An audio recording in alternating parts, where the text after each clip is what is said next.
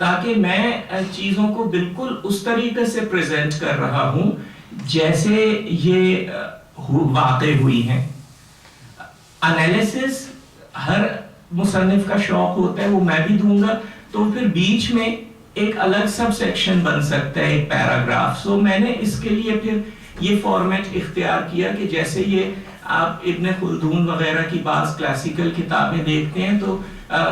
باب اور فصل میں ڈیوائیڈڈ ہوتی ہیں, یعنی فصل وہ ہے جس کو ہم سیکشن کہہ سکتے ہیں چیپٹر کا, اور وہ بہت سارے اس میں ہوتے ہیں. تو میں نے اس میں پھر یہی کیا کہ ایک لائن کا ایک سیکشن بن جائے گا اگر وہ لائن میں ایک چیز بتا رہا ہوں جو کسی الگ دن ہوئی ہے, اگلا دن شروع ہوا ہے, تو everything in chronological order.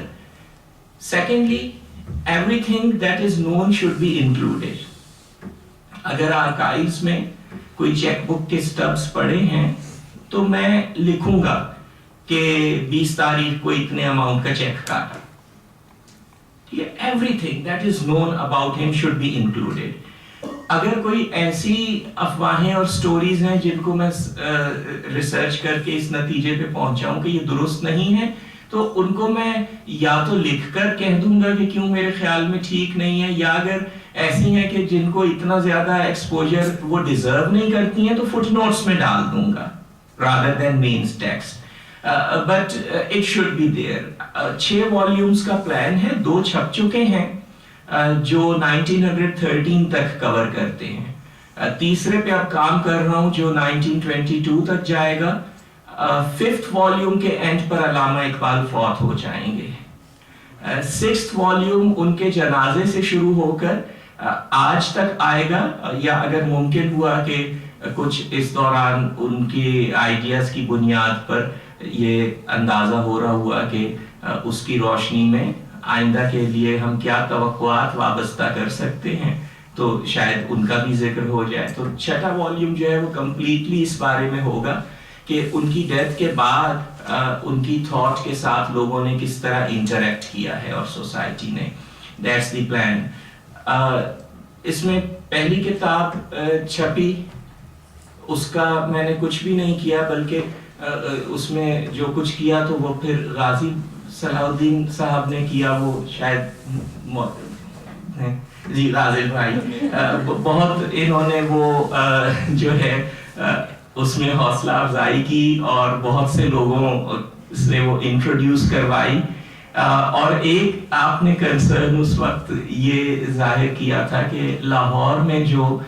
حلقہ ہے علامہ اقبال کے بہت زیادہ چاہنے والوں کا, ان تک اگر خدا نخواستہ یہ کتاب پہنچی جو ایک بھجن سے شروع ہو کر امیر بیگم کے کو بالا خانے پر ختم ہوتی ہے, تو میرا کیا ہوگا. لیکن مجھے تھوڑا سا یہ خیال تھا کہ شاید کچھ نہ ہو, کیونکہ اس کی وجہ یہی ہے کہ یہ ایک نیا تجربہ تھا کہ ایوری تھنگ از انکلوڈیڈ, تو ہر شخص کو اس میں کچھ نہ کچھ اپنی مرضی کی چیز مل جائے گی. وہ تھوڑا سا صحیح نکلا, کیونکہ اس کی خود ہی وہاں سے مجھے کچھ لوگوں نے تعریف کے فون وغیرہ کیے اور خط آئے, اور پھر اقبال اکیڈمی نے مجھے بلایا اینڈ دے سیڈ کہ یہ اچھا کام ہے اور ہم مل کے کچھ کرتے ہیں. تو اس کے بعد سے 2003 سے اب میں اقبال اکیڈمی کے ساتھ ریسرچ کنسلٹنٹ ہوں. اس میں مجھے سب سے پہلے یہ اپرچونٹی ملی کہ وہ سارے آرکائیوز اقبال کی ڈیتھ تک اور سارا مٹیریل جس کو مجھے آہستہ آہستہ کر کے آگے پھر مزید دیکھنا تھا, تو سب میں ایک ساتھ دیکھ لوں اور اینڈ تک کے نوٹس لے لوں. اس کے نتیجے میں پھر یہ ایک کتاب آئی, اقبال اینڈ السٹریٹڈ بایوگرافی, جو ایک انہی 5 پورشنز میں اقبال کی لائف کو ڈیوائڈ کر کے پھر ایپیلوگ. تو یہ ایک طرح سے یوں سمجھ لیجئے کہ اس پورے پروجیکٹ کی اس کا ایک کانسیپٹ پیپر تصویروں کے ساتھ بن گیا. مگر ان تمام چیزوں کو کمپائل کرنے کے نتیجے میں اور ان کو آپس میں ملا کر دیکھنے کے نتیجے میں تھوڑا سا یہ بھی ہوا کہ اقبال کی پوئٹری کے بارے میں جو میرے بعض مفروضات تھے یا ان کے تھاٹ کے بارے میں, ان کو بہت شدید دھچکے لگے، اور وہ جو ہے آسان نہیں ہے ان کو محض کسی پیپر میں لکھ کر بیان کر دینے سے کہ جی لوگوں کا خیال ہے کہ اقبال کا یہ تھاٹ تھا لیکن میرے خیال میں نہیں ہے، کیونکہ جو بھی کسی کا خیال ہے اس کے پیچھے اس کا پورا پرسنل جرنی شامل ہے، اور میں جس وجہ سے اس نتیجے پر پہنچا ہوں تو وہ کوئی یہ بات نہیں ہے کہ وہ خیال مجھے اچھا نہیں لگتا ہے اور میرا کوئی آئیڈیولوجیکل کانفلکٹ ہے، بلکہ اس کی وجہ یہ ہے کہ اتفاق سے جو ڈیٹا میرے پاس آیا ہے وہ بہت مختلف ایک چیزیں ان کی طرف اشارہ کر رہا ہے۔ تو اس میں میں نے جو پھر کام کیا وہ یہ تھا کہ اقبال کی جتنی بھی پوئٹری ہے وہ 9 شعری تصانیف بنتی ہیں فارسی اردو ملا کر، ان کو جس ترتیب میں اقبال نے پریزنٹ کیا جو کہ کرونولوجیکل سے مختلف ہے، جس میں وہ لکھی گئی تھی اس میں نہیں، مثلا شروع کی نظمیں جو ہیں وہ تیسری کتاب باغ درا میں شامل ہیں، پہلی کتاب اسرار و رموز بن جاتی ہے، ان تمام کتابوں کو اسی ترتیب میں پڑھا جائے، اور اس پر تھوڑا سا وہ بھی اپروچ فلم سے دلچسپی ہونے کی وجہ سے جو فلم کرٹیسزم تھیوری میں ہم بہت زیادہ یوز کرتے ہیں کہ کسی ڈائریکٹر کے تمام کام کو جب ہم اکٹھا کر کے دیکھتے ہیں تو اس کے انکانشیس مائنڈ کی وہ ایک تصویر بنانے لگ جاتا ہے وہ کام، تو اس طرح سے اس کو جب میں نے اقبال کے پورے کام کو اکٹھا کر کے دیکھا تو اس میں 2-3 چیزیں مجھے نظر آئیں جو میں ابھی تک یا کوئی اور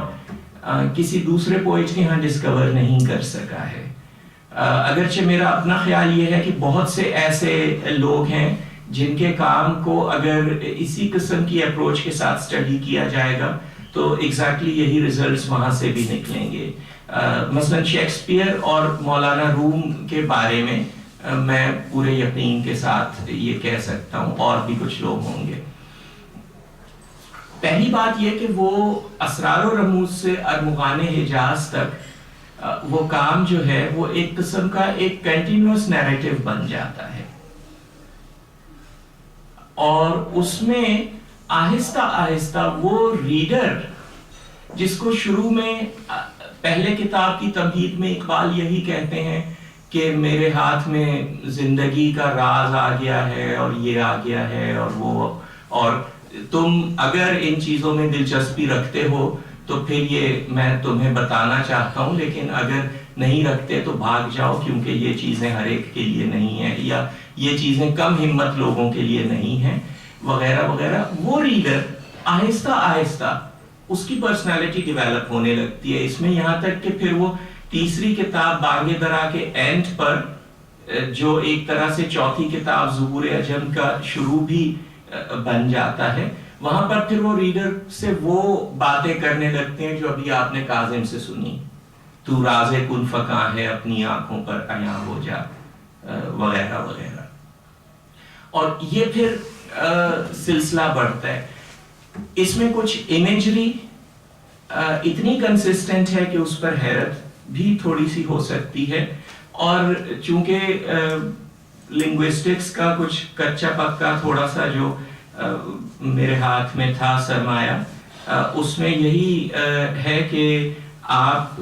آئیڈیاز کی بجائے سب سے پہلے تو الفاظ کی سطح پر اور امیجز کی سطح پر چیزوں کو پکڑیں گے، کیونکہ وہ اگر ملی ہوئی ہیں تو پھر آئیڈیاز اس کے لحاظ سے ری ارینج بھی ہو سکتے ہیں۔